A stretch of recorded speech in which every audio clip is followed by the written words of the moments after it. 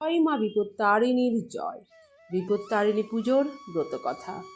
নমস্কার প্রিয় শ্রোতা বন্ধুরা, সনাতন ধর্মচর্চা চ্যানেলে সকলকে স্বাগত।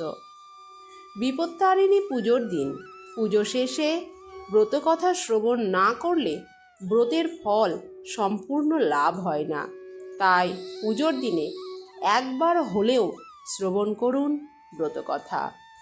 মার্কণ্ডেয় মুনি বিপত্তারিণী পুজোর ব্রতকথা প্রথম প্রকাশ করেন। চলুন বন্ধুরা, জেনে নেওয়া যাক এই ব্রতের নেপথ্যে প্রচলিত কাহিনীগুলি। প্রাচীনকালে বিদর্ভ দেশে এক রাজা ছিলেন। তার রানী ছিলেন অতি ভক্তি পরায়ণী। তিনি বিপত্তারিণী ব্রত পালন করতেন। তার একটি মুচি বউ বন্ধু ছিল। রানী তাকে নানান ফল খাবার উপহার দিতেন। মুচির বউয়েরও খুব ইচ্ছা হতো রানীকে উপহার দেওয়ার। একদিন রানীর ইচ্ছা হলো মুচি বউয়ের কাছ থেকে রান্না করা গরুর মাংস দেখার। মুচির বউ তো রানীর আবদার শুনে খুব খুশি। তিনি খুব যত্ন সহকারে গোমাংস রান্না করে লুকিয়ে রানীর কাছে আনলেন। কিন্তু রাজবাড়ির এক চাকর সেটি দেখতে পেয়ে সোজা রাজাকে নালিশ করে। রাজা শোনা মাত্রই প্রচণ্ড রেগে রানীর ঘরে উপস্থিত হলেন এবং সঙ্গে সঙ্গে ঘোষণা করলেন, যদি আপত্তিকর কিছু থাকে তাহলে রানীর মুণ্ডচ্ছেদ করা হবে।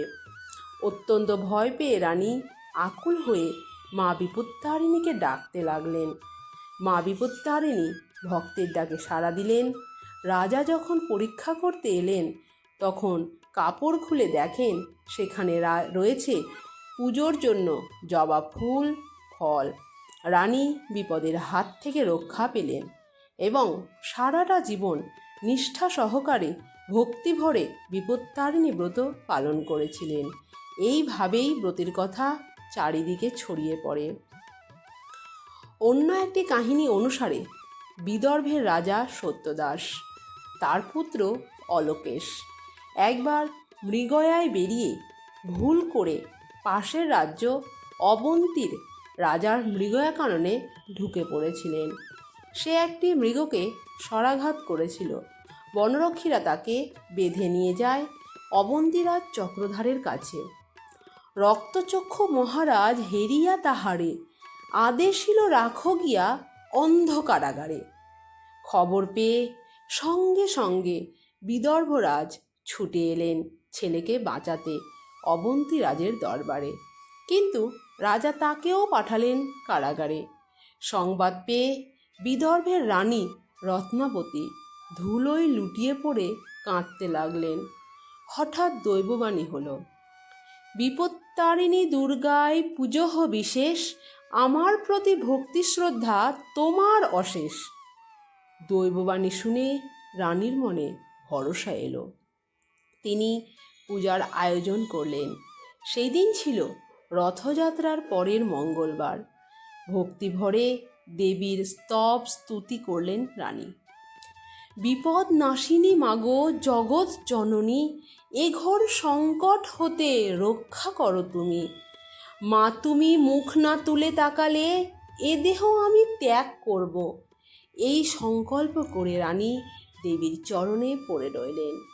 রানীর বেদনা প্রাণে বাজল মহামায়ার। সেই রাতেই রাজা চক্রধরকে দেবী স্বপ্ন দিলেন। সে যে মোর প্রিয় ভক্ত জানো না গো তুমি, তারে বন্দি রাখিয়াছ দুঃখ পাই আমি। মায়ের ব্যথা দেবীর অনুযোগ গলিয়ে দিল অবন্তী রাজের হৃদয়। সত্যদাসের সঙ্গে আত্মীয়তার বাঁধন স্বীকার করে দেবীর প্রসন্নতা ভিক্ষা করলেন অবন্তীরাজ চক্রধর। অলোকেশের সঙ্গে কন্যার বিবাহ দিয়ে দুই রাজ্যের মধ্যে বিপদ মুক্তির স্বস্তির আবহাওয়া তৈরি করলেন। এইভাবে বিপত্তারিণী ব্রত চারিদিকে প্রচারিত হয়ে গেল। আজও দুই রথযাত্রার মাঝে শনিবার ও মঙ্গলবার জগৎমাতার মন্দিরে এই ব্রত পালনের ভিড় থেকে মনে হয় এই যুগেও এই বিপত্তারিণী ব্রতর আশ্বাস মানুষের বড় প্রয়োজন। ভিডিওটি ভালো লেগে থাকলে লাইক, শেয়ার ও কমেন্ট করুন। কমেন্টে লিখুন জয় মা বিপত্তারিণীর জয়। চ্যানেলে নতুন হলে চ্যানেলটি সাবস্ক্রাইব করতে একেবারেই ভুলবেন না।